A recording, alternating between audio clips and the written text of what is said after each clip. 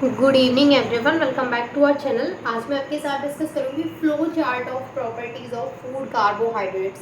देखिए, मैं आपके साथ फूड कार्बोहाइड्रेट्स की प्रॉपर्टीज़ को डिस्कस कर रही थी। प्रीवियस वीडियोस में मैंने आपके साथ ये सारी प्रॉपर्टीज़ को डिस्कस भी किया है। एक विस्कोसिटी रह गई थी, तो उसको मैं आज आपको एक्सप्लेन कर दूँगी। अब मैंने क्या किया है कि मैंने यहाँ पे एक फ्लो चार्ट बना लिया है कि जैसे अगर आपको मतलब लॉन्ग में क्वेश्चन नहीं है बहुत ज़्यादा, जैसे आप बहुत ज़्यादा लॉन्ग में क्वेश्चन कर रहे हैं और आपने कार्बोहाइड्रेट्स के बारे में वहाँ पे काफ़ी सारी चीज़ों को एक्सप्लेन कर दिया, तो अगर आपको लॉन्ग क्वेश्चन करना है तो सबसे पहले आपको क्या लिखना है कि कार्बोहाइड्रेट्स के बारे में लिखना है। जो मैंने इंट्रोडक्शन वीडियो में बताया था वो आप वहाँ पे नोट करिए। उसके बाद आप जब उनकी प्रॉपर्टीज़ स्टार्ट करें तो इस तरीके से पहले वहाँ पे फ्लो चार्ट बनाइए। उससे क्या होगा कि अगर आप लॉन्ग क्वेश्चन लिख रहे हैं तो ज़्यादा पेज वहाँ पे आप वहाँ पे भर पाएंगे, क्योंकि जब आप फ्लो चार्ट बना देंगे इस तरीके से फिर आप एक एक प्रॉपर्टीज़ को वहाँ पे डिटेल में, मैंने आपको ये सारी प्रॉपर्टीज़ को बहुत डिटेल में और एक एक वीडियो में एक एक प्रॉपर्टी को लेके एक्सप्लेन किया है।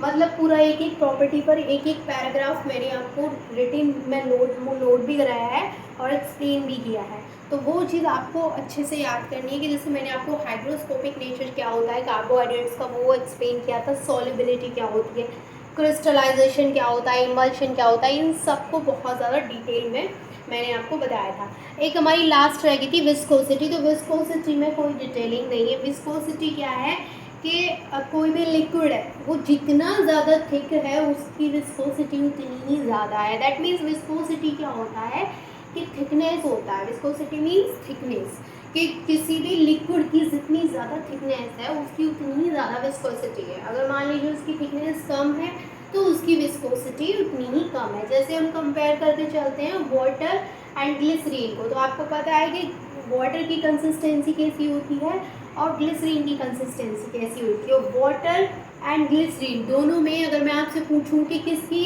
विस्कोसिटी ज़्यादा है तो आप क्या बताएंगे, क्योंकि आपको पता है कि जो हमारा ग्लिसरीन होता है वो कैसा होता है, थिक होता है एज कम्पेयर टू वाटर। तो यहाँ पर जो ग्लिसरीन है उसकी विस्कोसिटी ज़्यादा होगी एज कम्पेयर टू वाटर, क्योंकि वाटर कितना थिक नहीं होता है ग्लिसरीन के जितना, इसलिए ग्लिसरीन की विस्कोसिटी ज़्यादा होगी और वाटर की विस्कोसिटी कम होगी। वैसे ही अगर आप वाटर को हनी से अगर आप कंपेयर करते हैं तो आप देख सकते हैं कि हनी क्या होता है, थिक होता है।